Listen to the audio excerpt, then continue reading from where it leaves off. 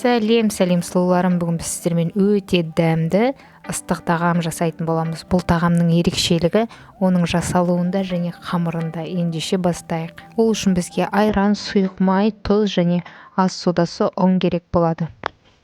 Ең алдымен айранымызға ас содасын салып, жақсылап тұрып араластырып аламыз.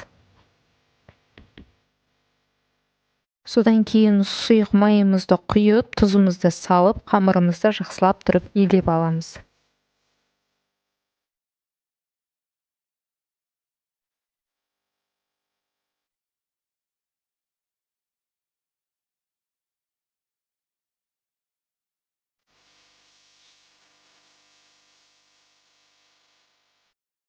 Міне достар, қамырымыз да дайын болды. Қамыр өте нәзік, жұп-жұмсақ болып шығады. Енді осыны тоңазытқышқа 1 сағатқа қойып қоямыз. Енді ішіндегі салмасын дайындайтын боламыз. Ол үшін бізге тауықтың еті, сарымсақ, картоп және тұз бен бұрыш керек болады. Осылардың барлығын қосып, жақсылап тұрып араластырып аламыз.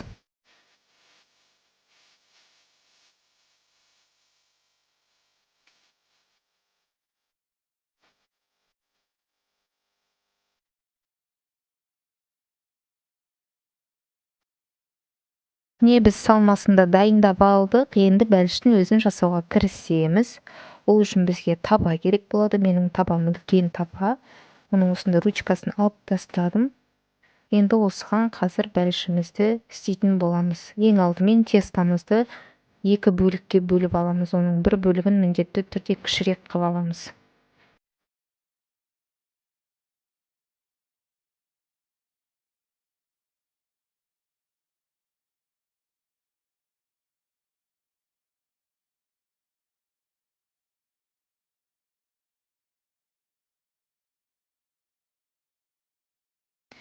Ең алдымен қамырымыздың үлкен бөлігін жақсылап тұрып жайып аламыз.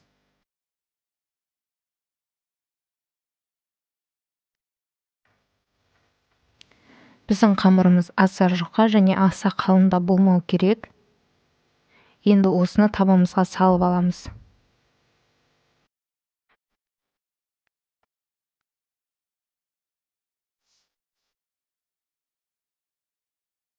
Жақсылап біркелкі етіп жайып алдық.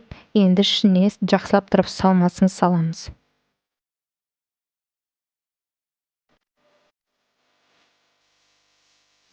Салмасын салып болғаннан кейін міндетті түрде 1-1,5 кесе суық су құйып, енді бәлішіміздің үстіңгі қамырын жаятын боламыз.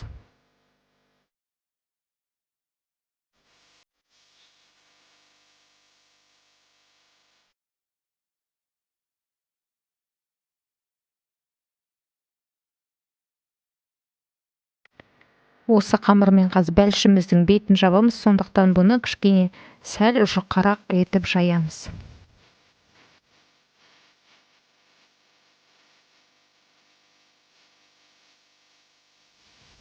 Өздеріңіз видеода көріп отырғандай, қамырымызды бәліштің бетіне қойып, жақсылап тұрып, шеттерін жабыстырып шығамыз.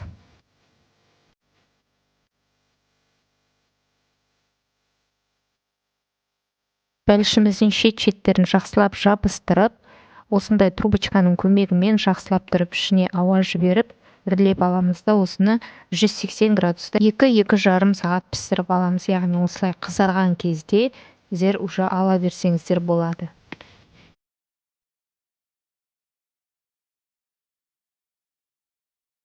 Бәліш өте дәмді және тестасы үгіліп тұрады. Барлықтарыңызды осы рецепт бойынша жасаңыздар. Сіздермен бірге болған Мөлдір. Барлықтарыңызға сәттілік. Менің каналыма тіркеліп, лайк басып, достарыңызбен бөлісіп қойыңыздар.